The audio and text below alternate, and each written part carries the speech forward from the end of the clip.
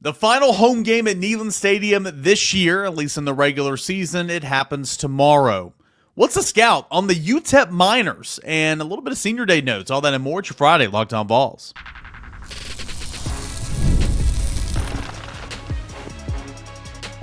You are Locked On Vols, your daily podcast on the Tennessee Volunteers. Part of the Locked On Podcast Network, your team every day. Happy Friday morning, everybody. Welcome into Locked On Vols. I am Eric Cain. Appreciate you getting your tailgate started with us here on a Friday morning. Locked On Vols, it is your number one spot for news and entertainment on Tennessee football, Tennessee athletics. And you guys know we are free and available wherever you get your podcast. Do want to give a shout out to our friends over at FanDuel for making this podcast possible here today.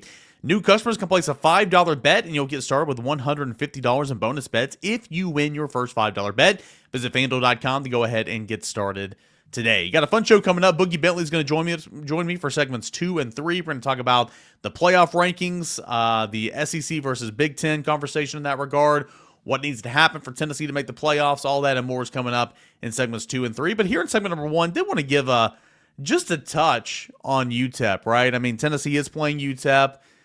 Tennessee is a 41.5 point favorite. Tennessee's expected to hit that total at, 53.5 or whatever the case may be. I mean, this should be a rout. And it needs to be a rout. And Tennessee needs to win in impressive fashion. I mean, nobody's going to sit here and say, oh, man, look at that UTEP game, Tennessee. But still, Tennessee needs to win 60-7 or 60-10 or whatever the case may be. Because if you lose, or if you win 30-13 like Tennessee did against Austin Peay a season ago, that does not instill a whole lot of confidence in anybody on that selection committee, in my opinion, regardless of if they watch the game or not. They probably are not going to watch this game.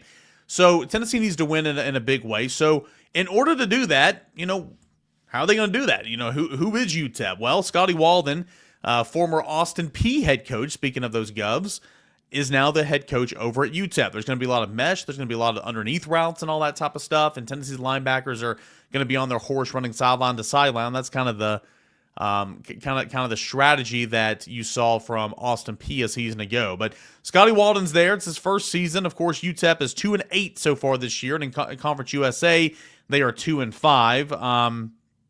He brought in like 11 transfers from Austin Peay with him. So he brought like 11 players from Austin Peay with him. Had a couple of other guys that transferred in as well. So far in the year, they started 0-6. They've won 2-2. They were off last week, and their last win, or their only wins on the season, were against FIU, which they won 30-21, and then 2 weeks ago it's against Kennesaw State. They won in a shootout 43-35. The offense is averaging less than 20 points a game, just a little over 330 yards per game. They don't run it very well. They're horrific in the red zone in terms of touchdowns, and they've turned it over 15 times. Defensively, they're allowing 30 points per game, which is not great. They're allowing 171 yards on the ground rushing. They're allowing opponents to score touchdowns at 57% in the red zone, and they have forced 15 turnovers as well. So this is pretty much just your basic, not a very good, lower-tiered FBS program, and the stats kind of back that up. Look at the personnel-wise. Quarterback, they played a couple of different ones. Their starter, Cade McConnell, has been out since October the 10th, and so it's been backup Skylar Locklear that's been taking the majority of the reps since then. He's played in 8 games. He did miss the game against MTSU 2 weeks ago, but he returned for that Miners win over Kennesaw State, so he should be the starter at Neyland Stadium on Saturday. He has 9 touchdowns, 5 interceptions, complete passes at 67%, also has 2 rushing touchdowns. They're going to try to run the quarterback. They're going to try to do a lot of things underneath and kind of stress the Tennessee linebackers. J.P. Pickles also got a start whenever Locklear was out with a concussion, and he got that start against MTSU. He went 18 of 33, 145 yards, an interception, and a rushing touchdown. On the ground, it is Javon Jackson, who came from Austin Peay with Scotty Walden. 2 touchdowns, 4.1 yards per carry, 650 yards, so a respectable year. The wide receiver room is filled with former Govs. Cam Thomas, who has missed the last 2 games with an undisclosed injury, he does lead the team with 43 receptions. He has 442 yards, 2 touchdowns. Trey Goodman from Austin Peay, 40 receptions, 407 yards. The slot receiver, 5'8", Kenny Odom from Austin Peay as well. 36 receptions, 642 yards, 7 touchdowns. So obviously he's that go-to guy in the slot. The offensive line had to replace 4 starters on the offensive line entering the season. They've given up 23 sacks, 70 TFLs, and they blocked for a group of 3.4 yards per carry. So again, not very good defensively. Maurice Westmoreland is a defensive end that was first-team All-Conference USA last year, so he's a pretty good player up front. He's got 4.5 sacks on the year. KD Johnson's a good defensive tackle. He's got 7.5 tackles for loss. Your star player and Corey Chapman has 11 TFLs. He's kind of plays up in the box a little bit. It just is what it is. I'm not going to spend a whole lot of time talking about the personnel because Tennessee should absolutely just kind of wax them on Saturday, and that's what I'm expecting. But did want to give a little bit of the scouting report on who UTEP is, and we'll see how Tennessee decides to handle them. Also, this is going to be senior day for the University of Tennessee. I'm going to write in real time on a Friday afternoon or Thursday afternoon, I'm going to write a story kind of breaking down who's out of eligibility, who could technically come back and all that type of stuff. But here are guys off the top of my head that I know for a fact are out of eligibility that are kind of key contributors, or at least guys who play a little bit. Brew McCoy, Dante Thornton, Miles Kitselman, Jackson Lampley, Dane Davis, Cooper Mays, Andre Carrick, Javonte Spraggins, John Campbell, Elijah Simmons, Omar Norman Lott, Amari Thomas, Keenan Peely, and there's one other one. There is one other one. Where is he? I'm so sorry. Oh, it's Will Brooks. There we go. Yep. Will Brooks. One more on the defensive side of the football that I couldn't remember. So those are some guys that I know for a fact are out of eligibility. Now, again, we will see exactly who else walks. I know that Bryson Eason and Dominique Bailey technically have another year. So if you see them walking and doing senior day activities, that's not the end-all, be-all. They could come back, and we'll see what happens. But tip of the cap to this group of seniors, man. I mean, Cooper Mays, he's been the center of the entire Josh Heupel era. Javonte Spraggins played a whole lot of football. Amari Thomas has been such a leader, and these guys have been here through it all. A lot of these guys been here, recruited by Pruitt, signed, played. We're here during the transition. We're here during the dark cloud of the program, the NCAA violations, and they've helped rebuild this program. And this program is so much better now with them leaving it than it was when they arrived. And so I just want to give a shout out to those seniors. Heck of a job, and what a career to be proud of, and hopefully it will end with an appearance in the college football playoff. So senior day will take place at the prior to the game on Saturday, and we'll keep you updated on who walked and who took part in senior day activities and what that can mean. Again, especially if some of those guys have another year of eligibility, but a lot of those guys will go ahead and go through it because they're just not sure yet, and they want to make sure they have that moment. And we'll see what happens. So we'll come back, and of course we'll talk with Boogie Bentley, and we'll get you set for Tennessee and UTEP. All that and more coming up as we continue on here with your Friday morning edition of Locked On Vols. Stay tuned.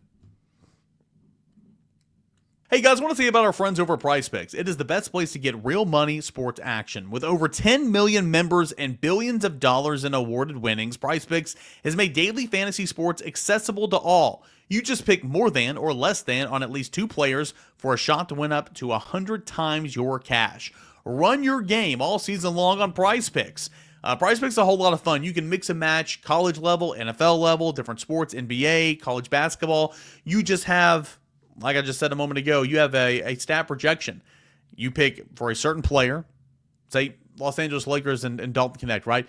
Say his stat projection for this game against whatever is 18 points. You click more than or less than. It is as simple as that. You need to have at least 2 of those, no more than 6, to make your player grid, and you can win up to 100 times your cash as you run your game over at PrizePicks. It is so simple. It is so much fun as well. So all you need to do is download the app today, use the promo code LOCKEDONCollege to get $50 instantly after you play your first $5 in lineups. Again, download the app today, use the promo code LOCKEDONCollege to get $50 instantly after you play your first $5 in lineup. PrizePicks, run your game. So as always, a big shout out to our friends over at PrizePicks, and a big shout out to ZBiotics. ZBiotics pre-alcohol probiotic drink is the world's first genetically engineered probiotic. It was invented by PhD scientists to tackle rough mornings after drinking. Here's how it works. When you drink, alcohol gets converted into a toxic byproduct in the gut. It's this byproduct, not dehydration, that's to blame for your rough next day. Pre-alcohol produces an enzyme to break this byproduct down. Just remember to make ZBiotics your first drink all night. Drink responsibly, and you'll feel your best tomorrow. Here's how it works. To drink pre-alcohol. For best results, make pre-alcohol your first drink of the night. Drink responsibly, pace yourself, hydrate, and get a good night's sleep. And then enjoy tomorrow. Wake up feeling refreshed and ready to take on the day. Go to ZBiotics/LockedOnCollege to learn more and get 15% off your first order when you use LockedOnCollege at checkout. That ZBiotics is backed with 100% money back guaranteed. So if for any reason you're unsatisfied, they're going to refund you money, no questions asked. Remember to head to ZBiotics.com/LockedOnCollege. Use the promo code LockedOnCollege at checkout for 15% off. That is promo code LockedOnCollege for 15% off ZBiotics. Boogie, it is UTEP week. We've been waiting all year for UTEP week. Not really. Tennessee's a 41.5 point favorite. It's going to be senior day. Tennessee should look good beating a team that's not very good, but still kind of a lot at stake here. You look at the playoff rankings on Tuesday, and Tennessee needs a big win in terms of score on the scoreboard, and trying to look good doing it. It's a no-win situation, right? Tennessee goes out and they win by 45 points. Well, nobody cares because it's UTEP. But if you go out and you play them close and you don't do what you're supposed to do, well, then it's more ammunition for the College Football Playoff Committee. A College Football Playoff Committee that seems very intent on getting as many Big Ten teams in as humanly possible. It's a joke. The rankings are a joke. The way it's laid out is a joke. At what point are we going to take the best 12 teams in college football and go have a real playoff? That's where I'm at. Yeah, I truly don't understand the love fest for Indiana, and maybe that'll work itself out this weekend. I mean, I've been talking about it all week long. Strength of schedule is 106th.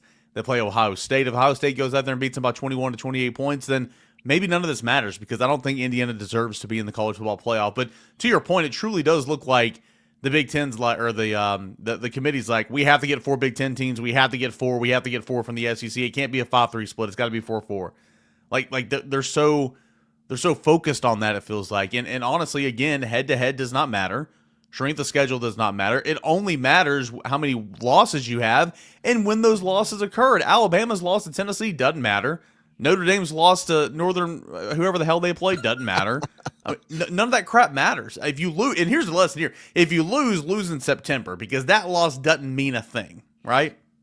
Yeah, you got Alabama, Georgia, and Tennessee all with the same record. They've all beat up on each other, but yet you've got Tennessee way up there, or Alabama way up there at 7th. I think Georgia is a better team. When you look at actual teams, and I know Boogie's going to talk out of both sides of his mouth. I am, because I'm going to try to make all of this make sense. I think Georgia's a better team than Alabama, but then some people would say, well, Boogie, does head-to-head matter to you, or does it not? Because you're going to say it matters when you're looking at Alabama. I just think, man, everybody thought we're going to expand this thing to 12 teams, and everything is going to be solved. We're going to settle it on the field. And here we sit at the end of November with complete chaos. But the Big Ten, to me, like Indiana versus Alabama, who's the favorite there? Indiana versus Georgia, Indiana versus Ole Miss, Indiana versus Tennessee. Any of those teams on a neutral site, who's the favorite? So what are we trying to do? Are we trying to get the best teams in, or are we trying to have equality across the college football playoff? What about teams like BYU? What about teams like Boise State? Are we going to have the Cinderella story?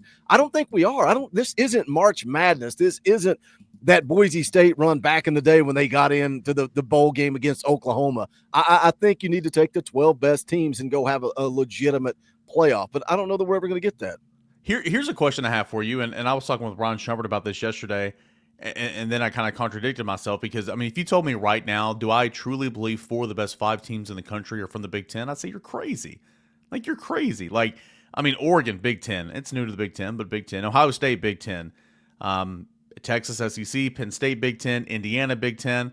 Like, no chance. However, what I'm trying to get at to this point is I think that they have got to do away, whenever they expand it to 14 or 16, the next 2 years, they've got to do away with the automatic, the highest ranking conference champions get, the top 4 get a first round bye. You got to do away with that, because In these projections from Tuesday night, Boise State, representing the group of 5, actually gets that 4th slot, but they're ranked 12th.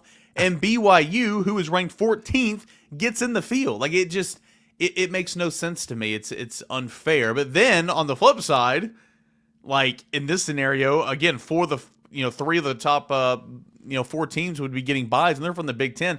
I don't think that's accurate either. It's not a perfect system, but certainly I do not like the fact that a 12th ranked group of 5 would jump up to the 4th seed and be rewarded with the bye. I don't like that. Yeah, I think that confused so many people. I think a lot of people, particularly Tennessee fans, didn't understand. They saw the college football playoff rankings come out on Tuesday night. They're like, oh, man, we're in. Boogie, we're in. I'm like, no, boys, we're not. We're not.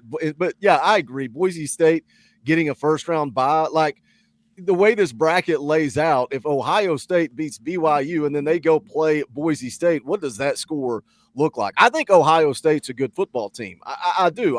And when we talk about the Big Ten, for me, it's just if Ohio State had to come play in the SEC, what would their record be? I think they could go 10-2. I think they could go 11-1. I think they would be a good football team. If Indiana played in the SEC, how many losses do they have? If Penn State, if Oregon, I think Oregon's a good football team, but how much different do they look if they played in the gauntlet that is the SEC? But then again, if you're gonna compare apples to oranges, then it's all gonna be human opinion that's making these decisions. And I think, it still is to a certain extent. Yeah.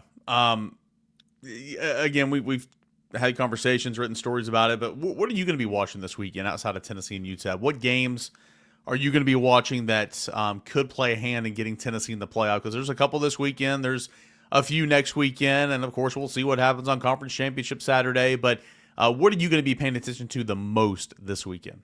I think the biggest one, and the beautiful thing is there are so many different things that can happen. I was talking to a buddy of mine like right before we jumped on here to record, and he was like, I think this can happen or that can happen. I said, that's the beautiful thing. There are so many things that can happen, and we just need one. We need one to happen and go take care of business this weekend against UTEP, go take care of business against Vanderbilt. But the biggest one for me that I'm watching is Ole Miss having to go on the road to Florida. And I get it. Everybody's, Boogie, Florida's not very good. They're not a good football team. No, but they are getting better as the year goes on. And we've seen how crazy the SEC is, right? We've seen what happens when you go on the road in the SEC. The fact that it's in the swamp, it's at Florida. I like that game. I think that is probably what I'm going to be watching more than anything. You mentioned Indiana and Ohio State. The thing with that game is, what does the playoff committee do? What's that magic number? Is there a magic number that's going to knock Indiana out, or have they conveniently positioned Indiana high enough up the ladder so that they can keep them in even with a loss to Ohio State? Because that's the goal. When you got a playoff committee that's led by the Michigan AD, they're full of Big Ten guys. They want as many Big Ten teams in as possible. So what is that magic number? On the flip side, what if Indiana beats Ohio State? Does a 2-loss Ohio State get bounced out of the college football playoff? So I think those are two big games, and also watching Notre Dame moving forward. What do they got? They got Army and USC. They have Army and USC. Army this weekend, USC next weekend. I think they win both of those, but those are games that Notre Dame can lose. So again, and there's more than that. I'm just scratching the surface. There's a lot of stuff that can happen for Tennessee to find their way in it. Yeah. Of course, as you mentioned, Florida Ole Miss is going to be a huge one. It's going to be really weird having Tennessee fans root on the Gators. Go Gators. We had this conversation last week? Yeah. Go freaking Gators. I can say it this week. I mean, if anybody wants to call it your fandom, it's the greater good. This is not SEC. This is trying to get your team in the freaking college football playoff. So I think the Florida game can happen. I certainly think Ohio State just beating the brakes off of Indiana can happen. But my fear is the committee is just not. I mean, I continue to say this and I continue to apologize, and then I continue to go back, and people are making fun of me in the comments, I'm sure. But I have no faith in the committee. I think they're dumb. I think they're dumb. Or they also have an impossible task. I get it, but I also don't think that they watch football games. I also don't think that they understand football, and I also think that there's just some idiots on that committee. And I think every time the committee chair talks on ESPN on Tuesday nights, the other 11 or however many people's in that committee, they're just sitting there like, dude, shut up! Stop, you're making us look so bad. Stop! Oh my gosh! I just that's why I think Tennessee should have punched it in there at the end against Mississippi State, against Kentucky. Sportsmanship be danged, right? I mean. they don't watch the games. They just look at final scores. So I don't know. And some of that's impossible. Like you said, they have an impossible job. Yeah, You can't sit down and watch every single college football game. You just can't. So some of it is scoreboard watching. The Georgia game, the Tennessee-Georgia game, I love hearing the narrative, 31-7, Tennessee got blown out. They got killed for 3 quarters. It was a one-score game with like 9 minutes left to go and Tennessee was driving. That was not some blowout or some domination by Georgia. Tennessee was in that football game. But if you just go and you look, you see, Georgia won by 14. Okay. But look, they have an impossible task, yes, but they also have an agenda. Let's keep that in mind too. Should we go back? Like I've heard BCS so many times. And do you remember the BCS days? It was so many arguments and fighting and this is wrong and that's wrong. And we need to get more humans involved instead of computers. Do we need to go back to some type of computer system that's going to make these decisions to keep that human element out of it? I think with 4 teams, it made sense to be a human element in there. I think with 12 teams and 14 teams and 16 teams, there's too much of a human element. So, yeah, I say go back to computers. A balance. I think some type of balance needs to be in there. And that's what the BCS was, right? I mean, the AP poll was factored in. The coaches poll was factored in. The BCS, logistics, AI. Look, man, AI can tell you where I went yesterday and what I thought and what went. They're giving me advertisements for whiskey and pizza. Why is that, Cainer? Because that's what I think about on the regular. So they can surely figure out the college football playoff. Yeah, I mean, I just again, before the BCS era, you had AP voters that you had, a lot of times you had AP coaches, and whoever ended up on the top of the poll would be your national championship. That's why some teams claim this many national championships and some teams claim this many. And could you imagine AP voters? Like, I know that was a little bit of your lifetime, your childhood, but I can barely remember it. Because when did the BCS era start? Didn't Tennessee win? 98 was the first one. Yeah, Tennessee won the first one. So they got it right. That was the only year they ever got it right. But could you imagine AP voters announcing who the national championship is? Because I know a lot of AP voters right now, and they shouldn't be voters. Dude, imagine in the social media era. Yes. The outrage of 2 different national champions and the way those imagine Ohio State and Tennessee. Like those 2 fan bases would eat each other alive. Oh my gosh. Yeah, with this you add that with the social media era. Oh, that's a recipe for disaster or entertainment, whichever way you want to look at it. Let me tell you guys about Home Field, all right? It's the exclusive apparel sponsor of Locked On Vols. Football season is almost over, all right? You can smell that chill in the air and feel it when you're at Neyland Stadium. And you need to be decked out when you go to the game this weekend. You need to be decked out when you're going to the Mid-State for the Vanderbilt regular season finale. And you can do that at Home Field Apparel. Can't miss kickoff 2024 campaign. You can get football boxes, coaches jackets, bomber jackets, and so much more. These football boxes contains 3 never-before-seen items for the University of Tennessee that are not available anywhere else. Curated so fans have new gear to wear all season long, suitable for all weather conditions. East Tennessee. These Platinum Box VIPs will receive additional exclusive items such as a hat or a ringer, VIP QZ, plus they guarantee you 20% off early access to Tennessee football's releases throughout the 2024 season, so no more missing out on Home Field because it's sold out. Home Field is a premier collegiate apparel brand based in Indianapolis with focusing on vintage college designs. They are beautiful, they are fun, and they are comfortable, and you can get yours today at homefieldapparel.com. Homefieldapparel.com, homefieldapparel.com to go ahead and get started today. homefieldapparel.com. And so I want to give a shout out to our friends over at FanDuel Sportsbook as well. Get ready to tackle the NFL action over to America's #1 sportsbook. That is FanDuel. Right now, new customers can bet $5 and get $150 in bonus bets if you win. The FanDuel Sportsbook app gives you everything you need to place live bets on the NFL all in one place. So when you get a hunch in the middle of the game, you can check out the latest stats, view the live play-by-play, and so much more on the same page where you place your bets. Just visit FanDuel.com to go ahead and join today. You'll get started with $150 in bonus bets if you win your first $5 bet. That's at FanDuel.com. Never waste a hunch and make every single moment more with FanDuel, an official sportsbook partner of the NFL. Right now, there's 12-team playoff. Team 13, 14, and 15 are going to be, Tennessee will be upset 100%. All those teams on the outside will be upset. If it was 14 teams, it'd be team 15, 16, 17. Just like with 4 teams, it was 5, 6, and 7. There's always going to be teams like Florida State last year. Goodness gracious, what do you do? Like, I felt so bad for him. You But put like, them you and I in. talked You about put it. them in is what you do. You freaking put them in. You do not leave a team out based on an injury.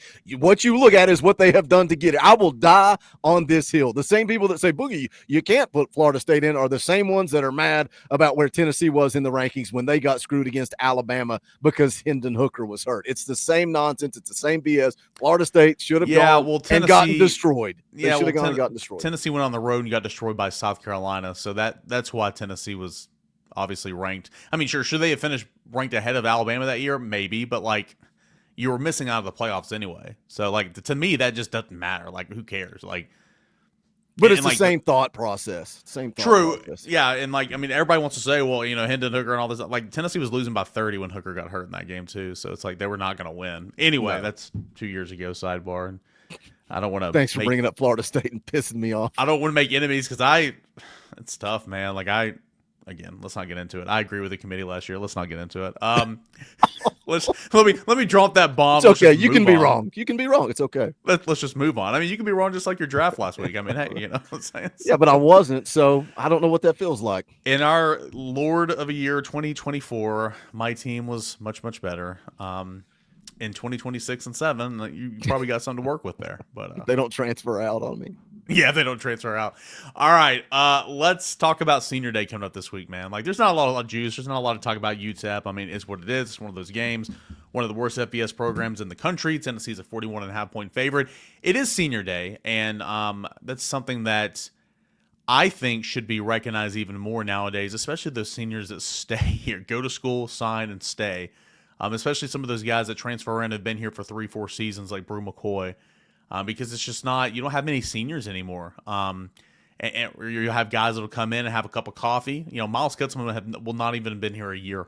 Like, I'm not saying that he's not a VFL. I'm just saying, like, it's just so weird now. But it is Senior Day. There's a lot of those seniors that will be recognized that are out of eligibility that have been here through it all.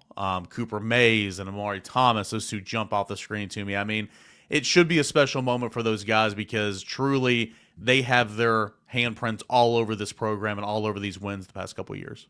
Yeah, Cooper Mays is a big one, man. And I think we may have talked about this at some point over the last week is, the fact that he's been the center at Tennessee the entire time Josh Heupel has been here. Like, that's going to be a huge missing piece in 2025.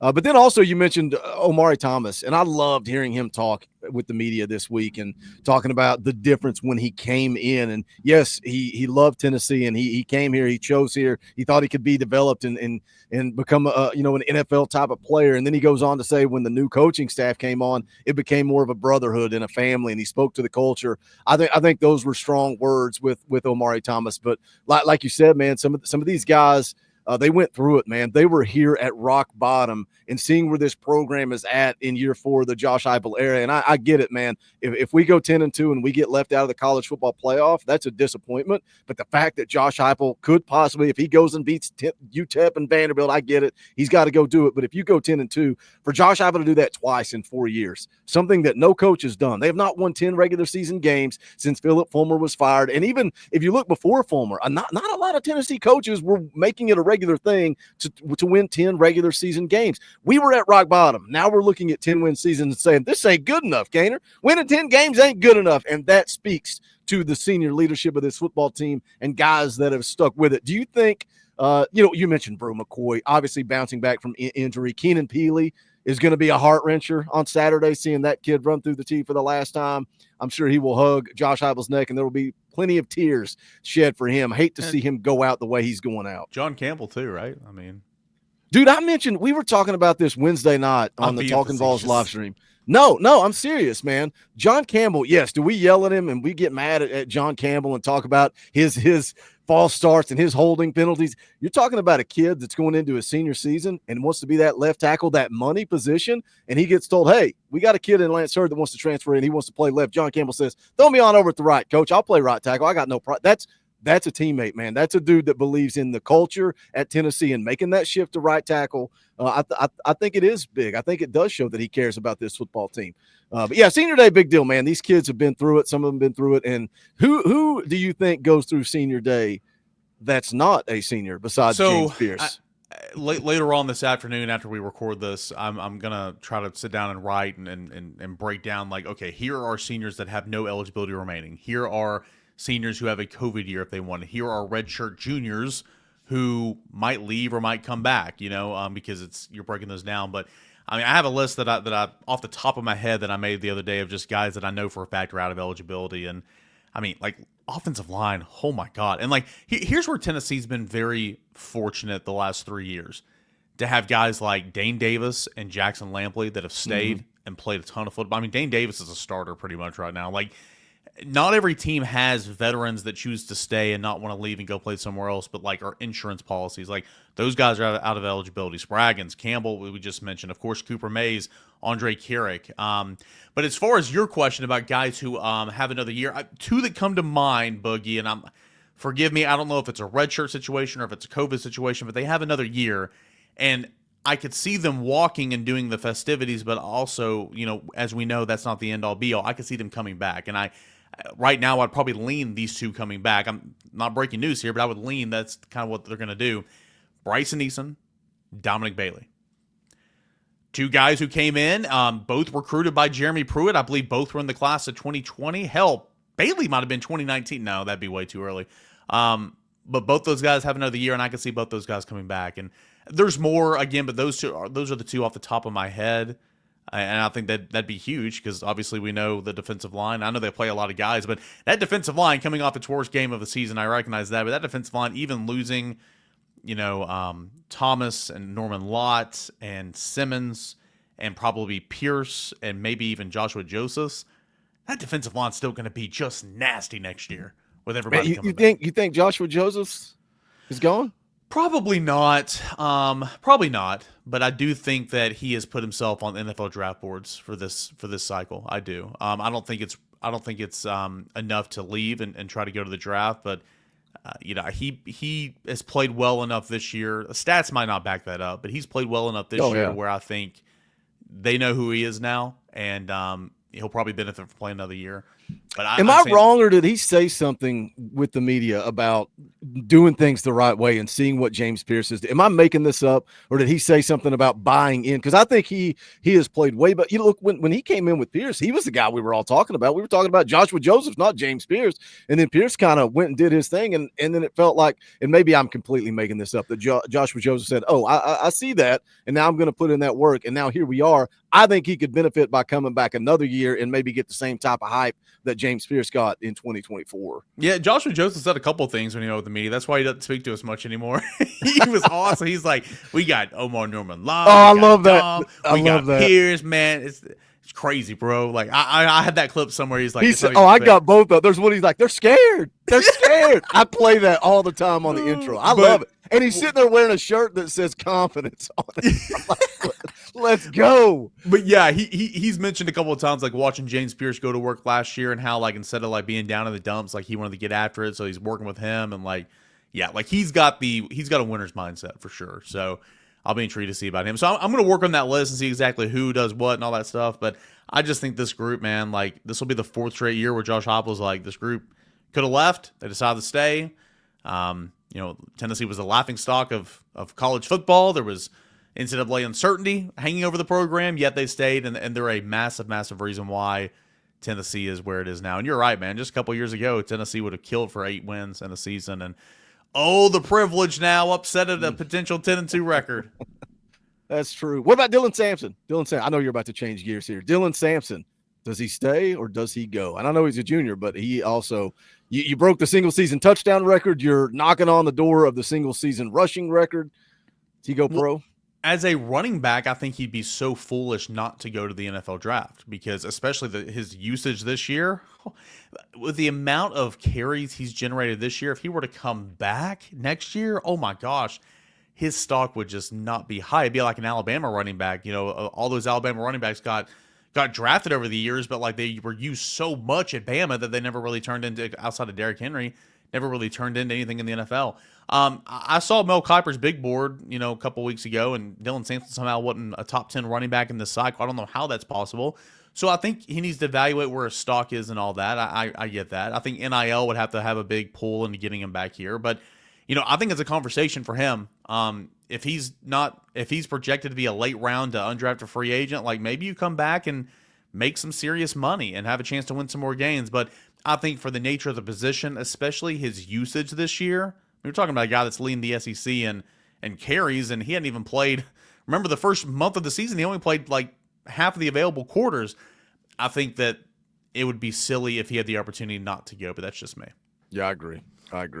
No. It should be interesting, man. Tennessee and UTEP senior day. Tennessee better go to 9-1 and better look good doing it, and we'll have all these conversations. We'll see what Indiana does against Ohio State. We'll see what Army does against Notre Dame. We'll see what Florida does against Ole Miss. A lot of things to pay attention to, and I can't wait to talk about it with you Monday morning on a little Locked On Talking Vols. Buddy, I appreciate it as always. Boogie Bentley with the Talking Vols Network. Appreciate it, buddy. Want to thank you guys for joining us here on this Friday morning edition of Locked On Vols. Big thanks to Boogie Bentley, as always, for joining the show. It's Tennessee at UTEP. It's senior day, and it's another important game as Tennessee makes that trek for potentially a 10-2 regular season. Shouldn't have any issues tomorrow, but you know it. We're going to be there. We're going to watch it. We're going to break down every single play of every single game that's important, all that and more, and we can find it right here on Locked On Vols. I'll try to get something up later Saturday night, kind of a reactionary to that game and maybe some other games around the country that are important for Tennessee, but all that and more. You guys know as well, we will break it down from every single angle on a Monday morning as well, right here on Locked On Vols. If you go to the game, stay safe, enjoy it. If you see me, say hello. Appreciate you guys as always for making Locked On Vols your first listen, your first watch, free and available wherever you get your podcast. You guys know it. Subscribe and download, please, and tell friends all about the show. We're on our way to 14,000 subscribers on YouTube, almost there. If you're watching and haven't subscribed, please subscribe to the channel. Have a great weekend, everybody. This is Locked On Vols.